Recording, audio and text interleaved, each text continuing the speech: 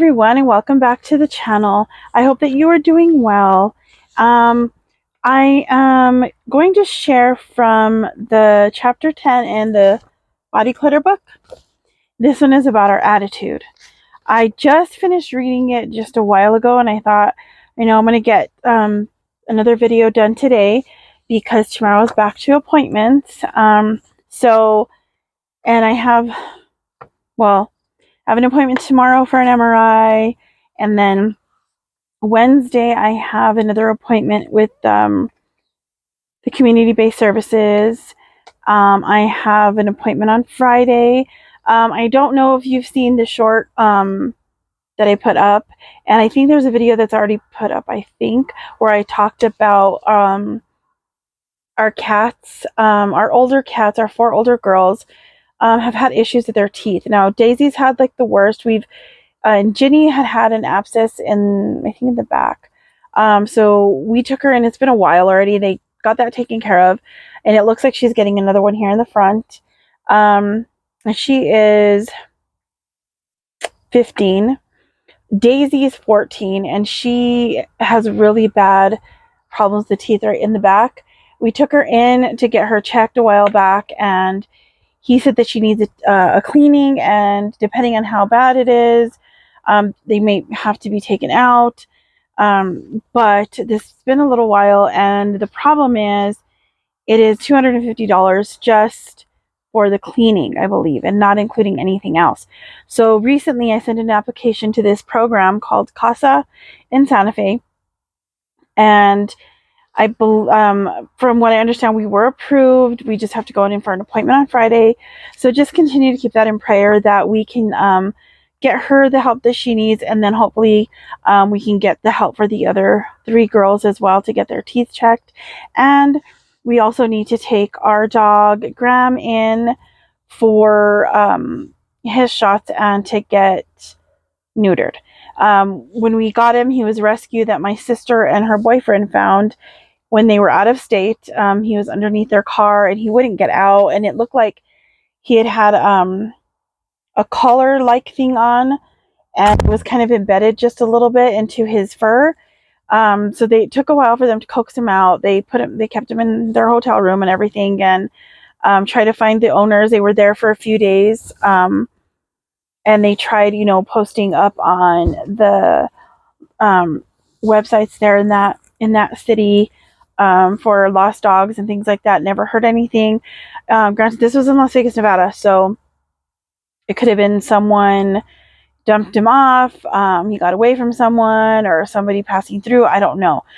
So we did have that taken care of. So they kept him for a while, but they have another rescue dog that they took in. She's an Anatolian Shepherd, so she's a really big dog. And they didn't quite get along that well. They didn't fight a lot, but I think she would get a little mad at him because he was, I guess, bugged her a little bit, and his little. Now that we know he is still pretty young, when they found him, they thought he was fixed and he looked like an older dog. But we've since found out that he might have only been, maybe he's a year-ish, a little over a year now, maybe. So that was the thing. So we took him in because we have a lot more space here for him to run around. And my in-laws have a dog. And she is about a year now as well. And so this way she had a companion to play with. And if you've seen some of my shorts, you see their shenanigans outside, and they're always messing around up to something. And so we do want to get him in soon. So that's another thing that I'm hoping this program will help with, because, excuse me, it's something that they do help with, and they do other things as well. So I think they do have like a food pantry for pets. They have where they can get you dog houses and straw and different things if you need them. So it's a really good program. So I'm just hoping that that's going to work out for us, and I'll know more on Friday. By the time this video is up, that appointment may have passed. I'm not sure, because I'm trying to stick to my Monday, Wednesday, Friday schedule for sure. So there might be, if I get some done quicker, there might be one on daily, which is what I'm shooting for eventually. but we shall see how that goes. All right, so now let's get to our chapter today. Now, this is about our attitude, and this is a lot about the choices that we make. We can choose to whine and complain. We can choose to get up and get really honest with ourselves and face the realities of the choices that we have made up to this point, and if they were bad or good for us, and what we can do for that. So she says here, which is just true, our attitude is our choice. It's how we choose to live. It's either a good one that blesses our families or a stinky one that reeks and smells up the whole house. You choose. It's your choice. And even when outside forces, whether it's people, whether it's just life in general, something happens, we need to choose how we react to it. And yes, we're all going to react to a bad situation in a certain way, and it's probably not always going to be the greatest at first, but then it's a choice to switch our perspective, change that, and find a way to either change the situation, and if we can't change it, surrender it to God and move on. Now, she shares here, you can't just expect your life to take care of itself when you do nothing about it. I promise you, complaining doesn't do a thing. It just draws attention to the fact that you're a whiner, and that's the only action you're willing to throw at your problems. You're certainly not hitting a lick at a snake when all you do is whine.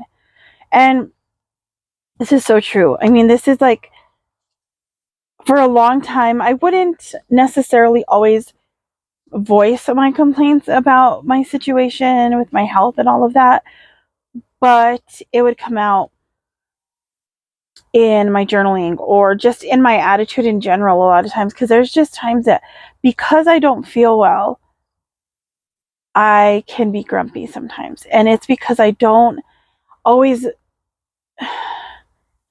want to deal with it. I don't want this. I don't want to have to deal with this anymore.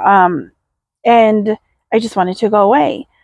But at the same time, am I doing something to bring that about that healing? Now, God can heal me if he wants to, and if that is in,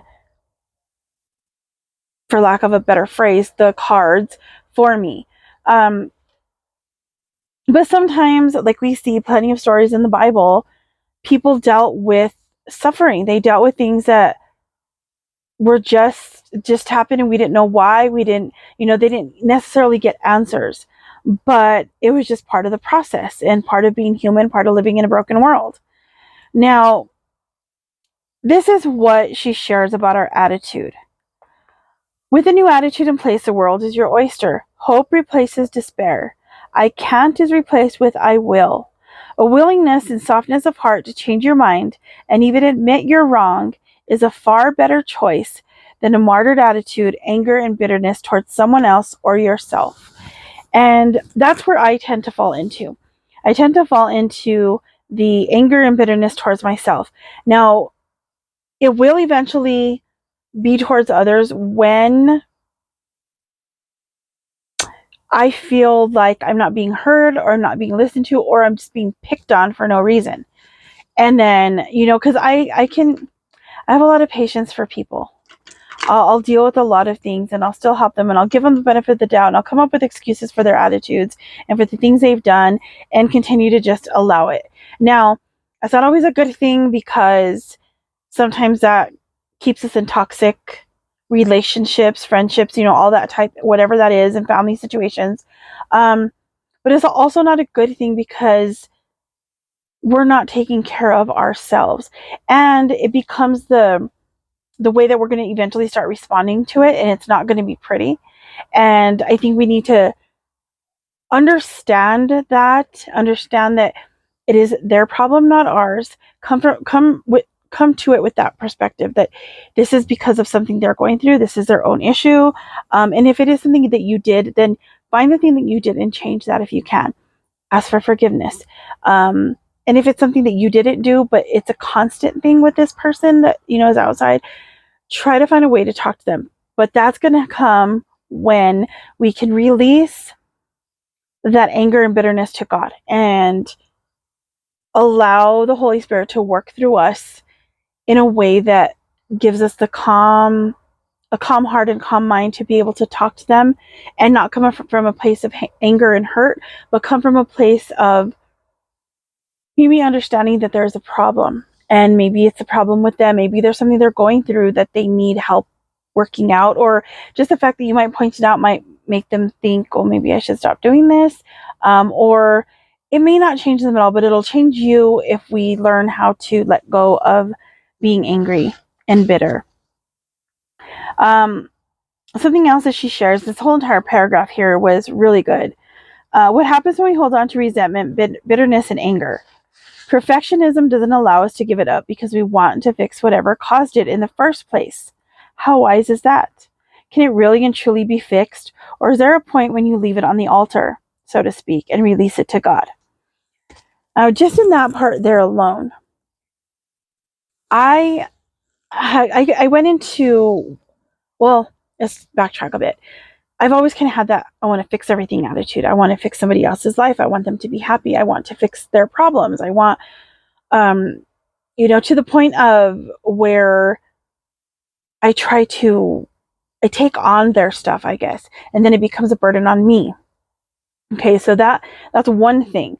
And then when I first started counseling therapy, I went in with the attitude that I wanted to fix everything. I want to fix my issues. I want to fix the anxiety. I want to fix the panic attacks. I want to fix depression. I want to fix, all of these things. ADHD. I want to fix it though. I want to fix it. And in order for me to fix it, I want to know why. Right? So I want to know why do these things trigger me? Why? Well, sometimes we're not going to know the why.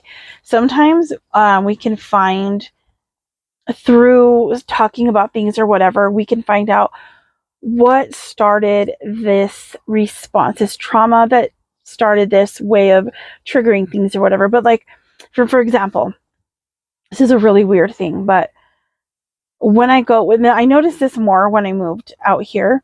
And I don't know if it's because I was in a new place going shopping in Santa Fe than I was in Las Vegas, and I got sort of used to those places maybe, or I don't know. But there's a couple of stores that I've gone to in Santa Fe.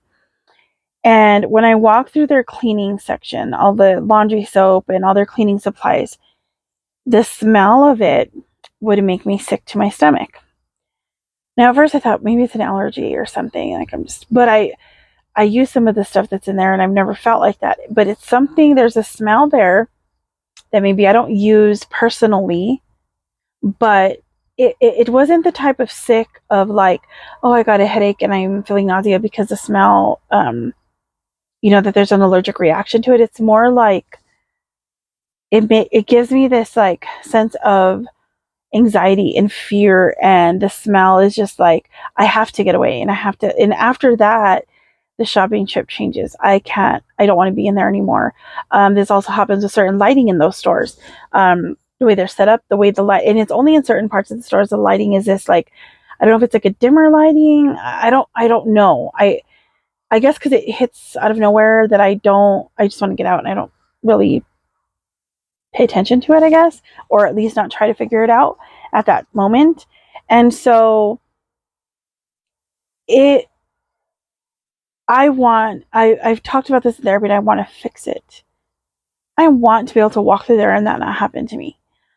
So I want to know why. But what if I never know why? What if I can't fix it? What if this is something that I just have to deal with, maybe in a way where I release it to God and work through it, through exposure, going through there and just deep, maybe not deep breathing right in there, but, kind of do some breath work before I go in and if I have to go through that place, realize there's nothing that I need to be afraid of there. I'm not in danger, whatever it is.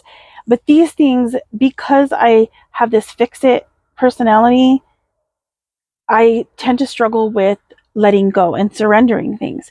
And so this is what the baby steps are about, right?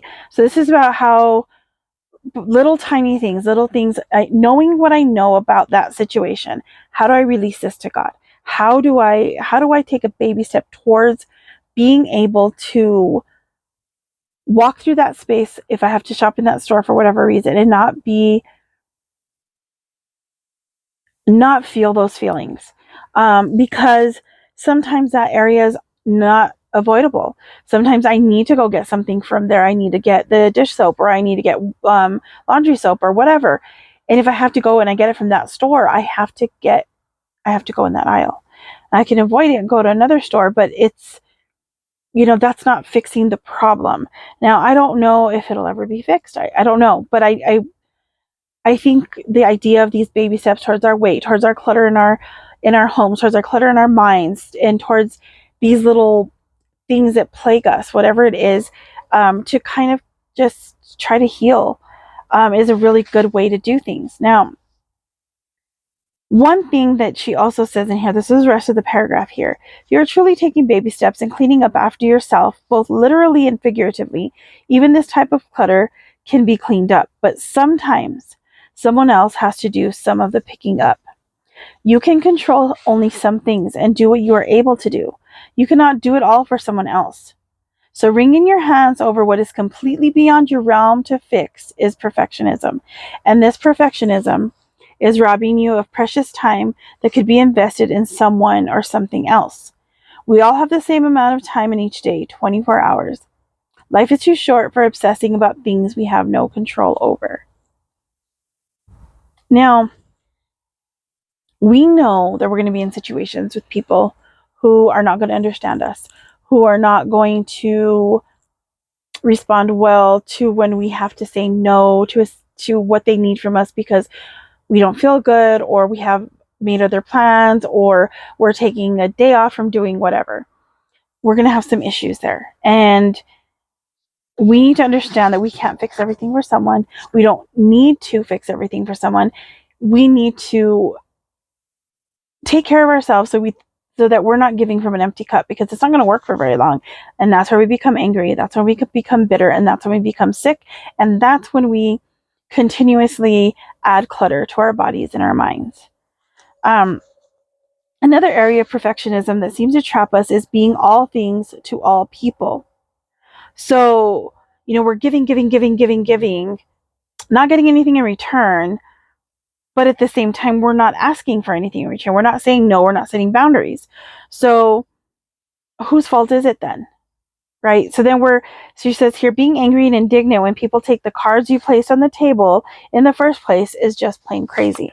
So we're willingly giving all of this time to someone else, right? But because we haven't set our boundaries and we haven't set a specific type of routine for our self-care, whatever that may be, we skip over all those things. We're like, well, we'll just put it aside. Keep putting yourself, back and back and back until you don't feel well and you're frustrated, you're overwhelmed, and then outbursts happen. And then we want to be angry at the person taking advantage of us, yet we have allowed them to take advantage of us. And we know in just about every case, when we allow someone to take advantage of something that we have, they will. Almost every single person would take advantage of something like that. Now, she talked about when we are available to everyone for any purpose, we set ourselves up to be taken for granted by everyone, whether that be our spouses, your children, friends, people at church, people at schools, your work, whatever it is. You'll take on every project that comes your way, even though you shouldn't, and you can't do it. And so then you're just overwhelmed. You're probably tired because you're not going to get enough sleep because you're trying to get everything done. So you're sleeping less. You're not eating well because you don't have time to make the right kind of food. So we've got to step back and be really honest with ourselves. And how I think a lot of this comes from, she says here, because in your perfectionism, you want everyone to know how good you are, how perfect you are, and how you are willing to do anything, and I mean anything, for the people in your life. And it's not a bad thing to be there for people. It's not a bad thing to love on them and encourage them and do things to help them. but you can't be everything to everyone all the time, because you're going to burn out and you're going to get sick enough that you're not going to be able to do anything for anybody. And then it's going to be this vicious cycle of grief, or maybe not even grief. It probably is grief, and it's guilt and it's shame and it's all of these things, because you're grieving this person that you once were, because you were able to do all these busy things and do everything for everybody. And then you feel guilty because you're not able to do it. And then you're ashamed because you're not perfect. And it just becomes a really huge problem. And this is what Satan comes, right? He comes to steal, kill, and destroy. He's going to steal your health if you allow him. He puts all the temptation in front of us. We have to allow it to happen. So when we start falling into those things, into the bad attitudes, into the wrong food, putting wrong food into our bodies, not getting enough movement because of whatever the reason is, and each one of us, for the most part, can get a little bit of movement in every day. Now, maybe you can't do as much as someone else. Hold on just a minute.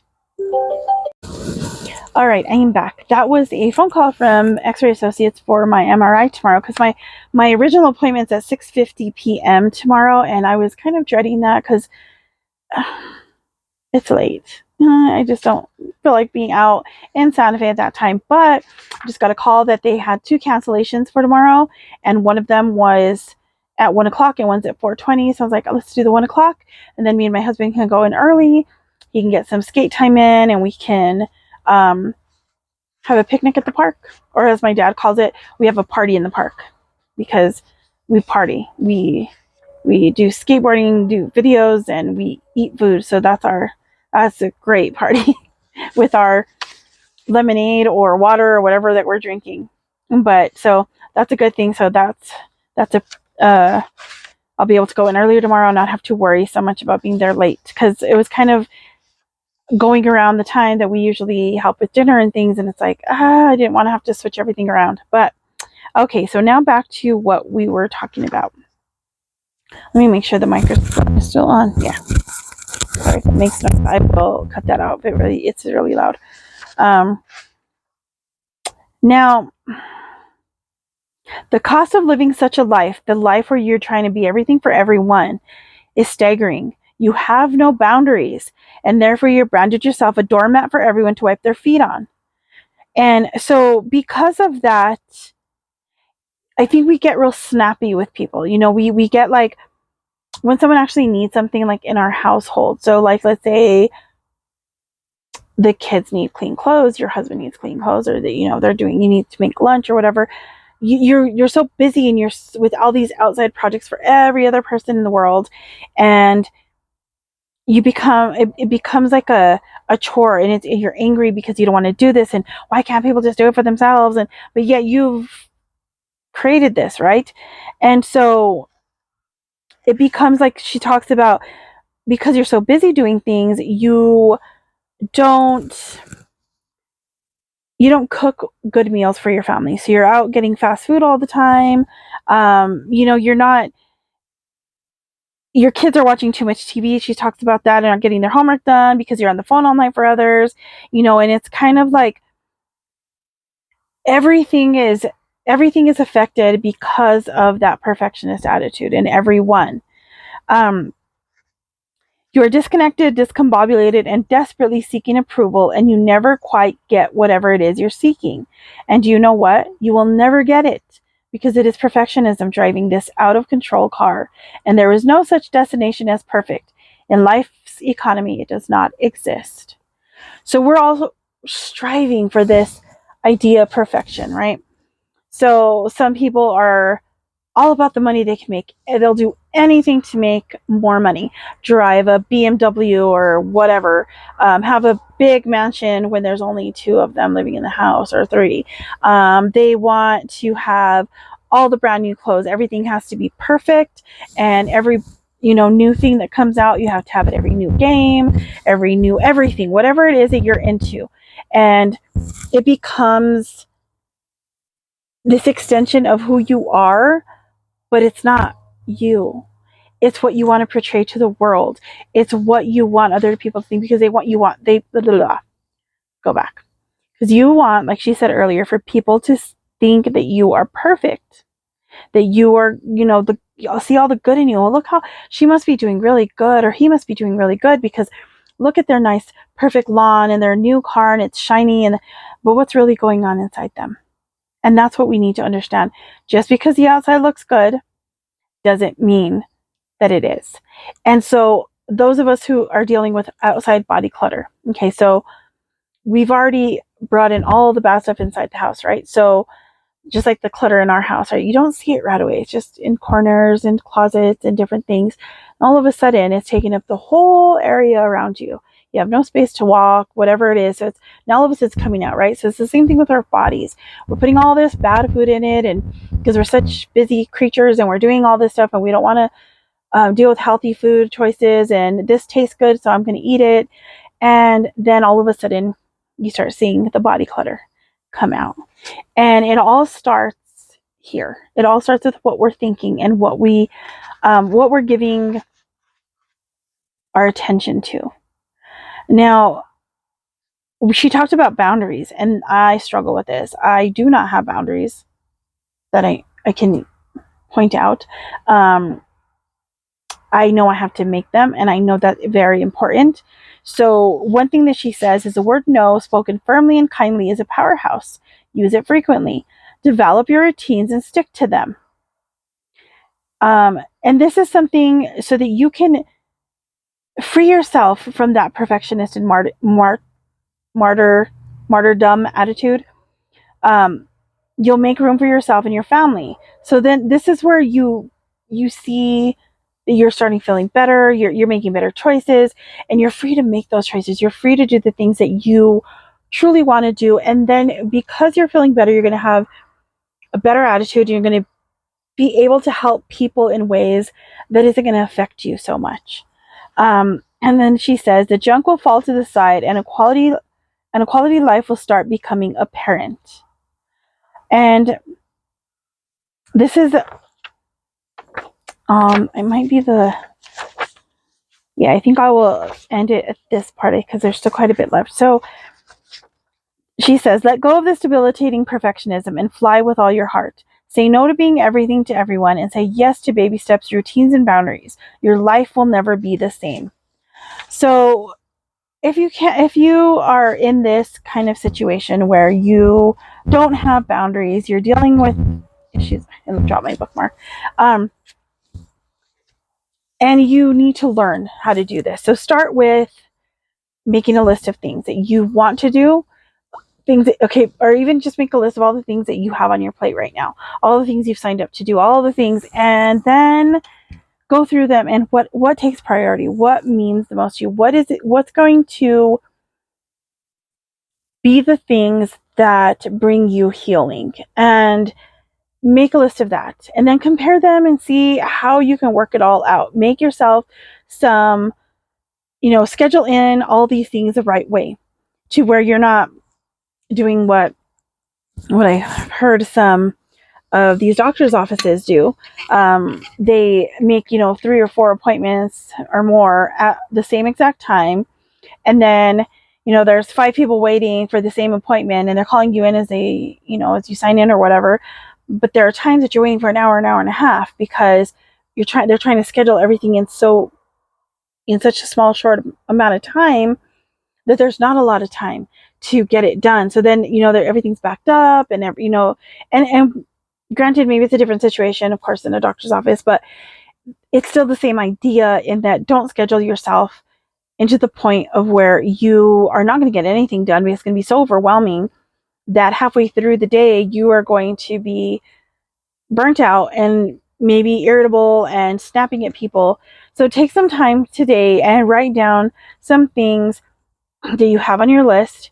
Write the things that will bring you healing, and write some things that you would like to incorporate into your life, some healing things. And then in the next video, I will share some of the things that she has shared in here about there are 11 things to help you take care of every inch of yourself. And so that will be in the next video. So I hope that this blessed you, and I hope that you got some encouragement out of that. Leave your comments or leave a comment below if you have struggled with any of this, how you've dealt with boundaries, and if there's things that have helped you to overcome some of that situation. All right, we'll see you in the next one. Thank you for joining me. God bless you. Bye.